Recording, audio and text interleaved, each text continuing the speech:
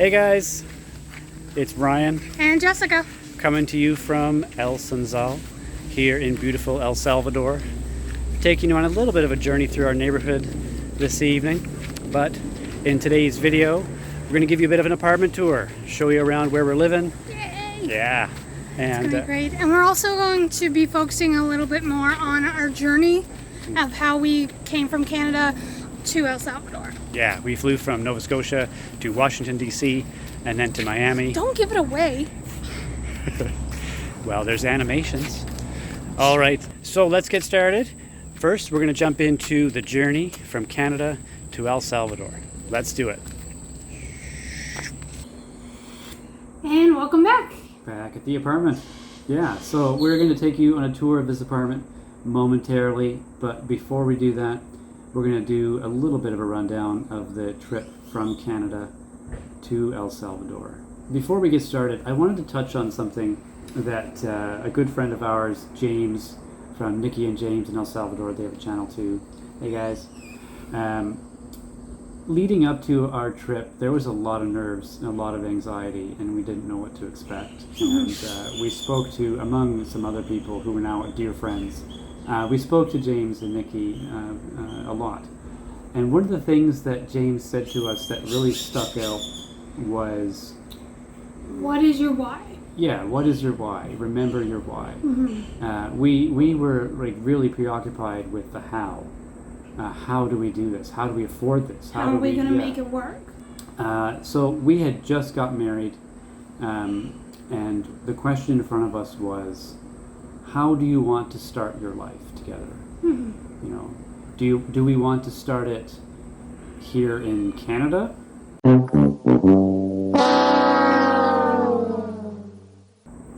Or do we want to start it somewhere that has a little bit more excitement, a little bit more optimism?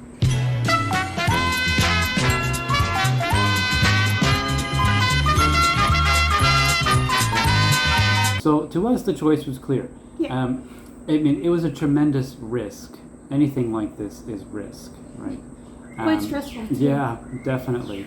But by voluntarily taking on all that stress and all that risk, so far we've been here a month and we're having a blast. We're very, very happy we did it and summoned the courage, which wasn't easy, to actually do it. Yeah. So definitely in retrospect, would you say that we made the right decision? Yeah. Yeah, I think so, definitely, yeah. Yeah, I mean, if we were still in Canada, we'd be sitting up there right now, like, wondering, well, what if we had done that? I mean, maybe we should have done that, right? And we would just be tortured by it, yeah. But now, the truth is, I hardly ever think about Canada anymore. All right, shall we continue on? Yes, I think we should, yeah. All right, so let's get on to the trip.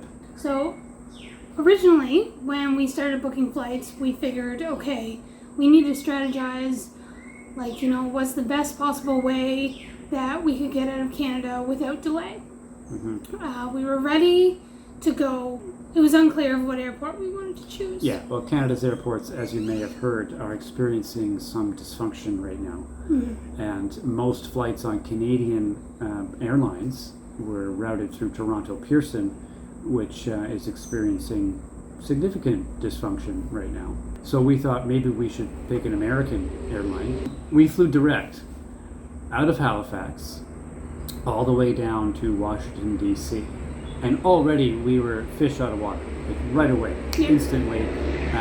I've spent almost my entire life in Canada. I've never been past Toronto. Yeah, past Toronto, right? So when we flew over the Pentagon, it was pretty sick. That was a unique experience already. So the adventure had already begun even before we touched down in the first stop. Yeah, and when we did touch down, we were the most Canadian people ever. Yeah. We landed in the airport, only people wearing flannel. Yeah. It was crazy. Yeah, long sleeve flannel shirts, everything else, right? In July. So first stop at the DC airport was Chick-fil-A.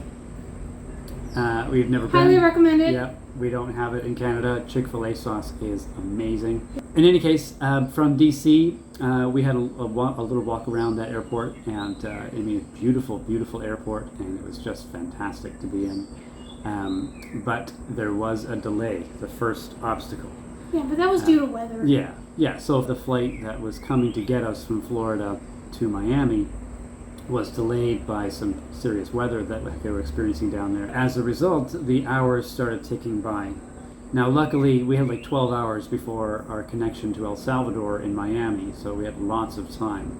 However, after we got on the plane to DC, on the way down to Miami, we knew that there would be nothing open when we got to the airport, and that we would end up spending 12 hours on the floor in Miami airport, which we did. Yeah. So Miami airport, it's like sleeping in a freezer box. yeah. What are you doing, Miami? You know, like, we're from Canada, we went to Florida, and we were too cold. It shouldn't be that way. But in any case, it was a grueling night of exactly zero sleep. We got no sleep at all. And this was now 48 hours or so without sleep. Yeah. And we had to wait for the flight to El Salvador, which came early that morning. But now, so we've gone from DC to Miami. We're way outside our comfort zone, and this is it now. We're getting on the plane from Miami to El Salvador. This is it. We're going to land in El Salvador in like 2.5 hours. So the excitement was getting pretty intense. Yeah. So we got on the plane in Miami, and the first thing we noticed is that there was French on the airplane coming out of Canada. Now we're hearing Spanish for the first time. So that was exciting.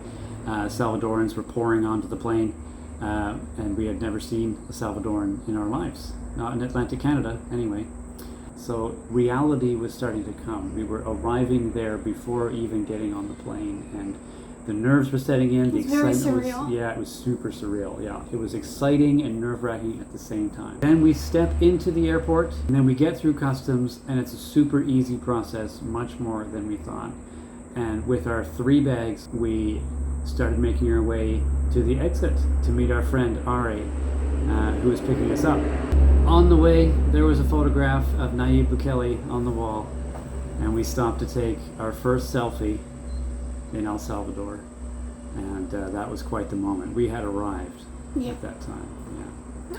So from there, we proceeded directly to our Airbnb, where we promptly slept for had to be 15 hours, and then we got up and jumped in the pool. Yeah. Yeah, and that was our journey. Yeah.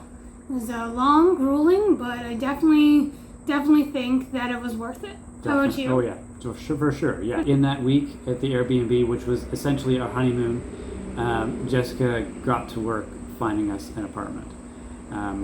I at the time was totally preoccupied with my full-time job, and Jessica, being a freelancer, had the time to search for an apartment, and amazingly, she made the connections, and we had a place lined up before the end of the week. Which, imagine landing in a foreign country with no idea where you're going to stay after 1 week. Jessica saved our butts. All right, so that was our journey? That was our journey. All right, let's get into the tour. Hey guys, welcome to our humble abode. Me and Ryan live here. Let's go take a look. So the first thing you're going to notice here when you come in, that there's no door. So this is our living room. This is where we hang out. Ryan usually works here, and he can enjoy the sun. Just coming this way is our kitchen. Now this is one of the main reasons, the main selling point on this place. Look at this kitchen. We got a bar stool area right here, so people can come and have some drinks, come chill out. Next is the sink, cabinets, microwave, oven here. Okay, so let's see what we have cooking.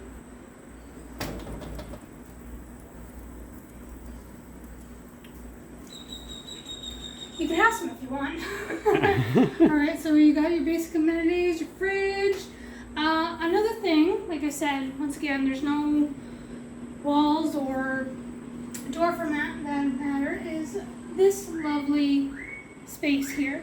It's great in the morning because it's cooler outside, and it's nice to have Yeah, no, it's nice to have this green space when you're sipping your coffee in the morning.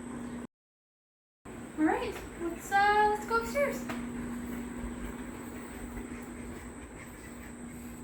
Now this is really cool as well. Like to go upstairs, you have to go outside. So let's go.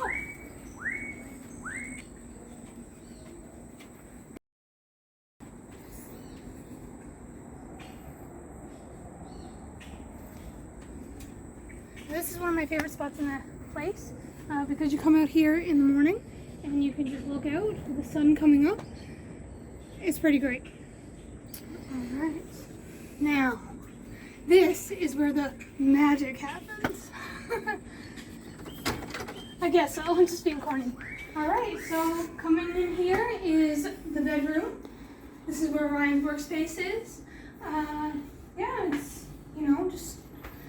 It's not much, but it works for us, for what we need at this present moment. Very comfy.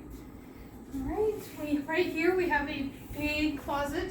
I mean, it would be good for us back in Canada where I had more clothes, but we like it. Alright, so coming into the bathroom. Alright, so when we moved here, one of the things was I was really looking for a place with a tub. Now, in El Salvador, it's not common to own a tub, but this shower does just fine.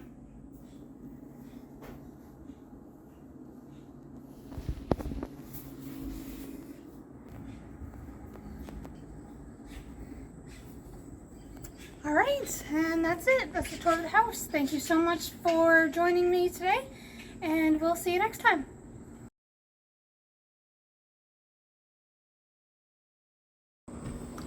Okay. Hey, yeah. That's it. That's our apartment. Yeah. And so the advantages of this space where there is no walls, lots of airflow, fresh air, it's beautiful. The disadvantages, lots of noise when you're trying to record a YouTube video. Yeah, it's true. But it's okay, Yeah, though. that's okay, yeah. We have no pretenses about being professionals at this. In any case, there's one last thing I want to touch on. Back in Canada, before we made the decision to do this, there's a lot of humming and hawing, thinking to ourselves, who are we to do something like this? This is something that, wealthy people do, that privileged people do. And we're just ordinary working people. We're not extraordinarily wealthy, at least not by Canadian standards. We're not in the upper echelons of Canadian income brackets. Mm-hmm. But yet we managed to make it work. And that's not to say that it wasn't a financial hardship. It took a lot of heavy lifting to make this possible. Yeah. But the point I want to get across here is if we can do it, you can do it. You can do it too. Yeah. I just wanted to put that out there for anyone who sees this, who's thinking about making a change in their life. Mm-hmm. It is hard, it is scary. But it is worth it. It's worth it. It's do rewarding. It. Do it. Yeah, and we're here to help. Yeah. Yeah. All right, so thanks guys for joining us in another video. Yeah, we are super thrilled to see everybody coming on board and following us on our journey here. Yeah. As always, like, share, and subscribe. Head on down below. Leave your comments and all that stuff you say on YouTube. All right, that's it. Catch you in the next video. All right. Bye. Bye.